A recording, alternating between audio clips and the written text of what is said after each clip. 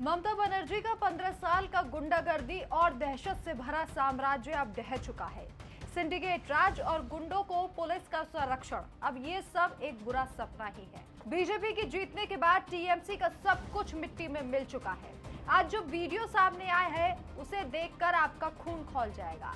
Screen पर देखिए इस नूरुल इस्लाम को। ये टीएमसी का वो बड़ा आका है जिसने बंगाल को लूटा, महिलाओं की इज्जत से खेला और सिंडिकेट राज चलाया। आज ये गीदड़ पुलिस की गोदी में छुपकर जनता के गुस्से से भाग रहा है। पुलिस वाले इसके आगे पीछे ऐसे दौड़ रहे हैं जैसे कोई मैराथन चल रही हो, लेकिन ये कोई मैराथन नहीं। ये बंगाल की जनता का वो खौफनाक बदला है जो अब टीएमसी के पापों का हिसाब कर रहा है। इस वीडियो को बहुत ही ध्यान से देखिए। जब इस टीएमसी नेता को ले जाया जा रहा था, पुलिस भी वहां मौजूद थी, सुरक्षा का घेरा बना हुआ था, लेकिन फिर भी जनता ने आओ देखा न ताओ, नूरुल इस्लाम को अंडों की थेरेपी दे दी। पुलिस टीएमसी नेता को प्रोटेक्ट करने की कोशिश कर रही थी, लेकिन जनता के गुस्से के आगे सब कुछ फेल नजर आया। इस भीड़ में गुस्सा है टीएमसी के खिलाफ, उन नेताओं के खिलाफ जिन्होंने बंगाल को लूटा, जिन्होंने हिंदुओं को कुचला, मां माटी मानुस का नारा देकर जनता से ठगी की है।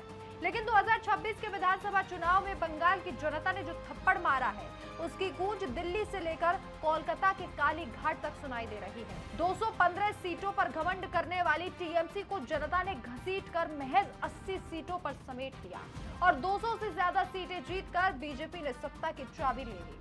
ममता दीदी का तथा कथित साम्राज्य ताश के पत्तों की तरह ढह गया। अब हालत यह है कि इनके अपने विधायक बगावत कर रहे हैं और चुनाव आयोग के सामने टीएमसी का नाम, सिंबल और फंड तक छीनने की भीख मांगी जा रही है।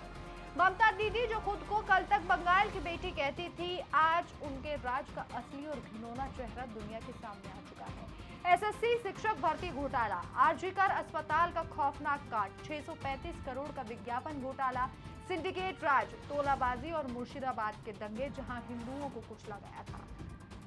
लेकिन अब वक्त बदल चुका है। जो नूरुल इस्लाम जैसे गुंडे पहले शेर बनकर घूमते थे, आज घर घर जाकर नाक रगड़ रहे हैं, माफिया मांग रहे हैं, लेकिन बंगाल की जनता अब इन्हें दूध की मक्खी की तरह निकाल फेंकने को तैयार है। ममता बनर्जी अब हर कैमरे पर रोना रो रही हैं कि चुनाव में चोरी हुई थी।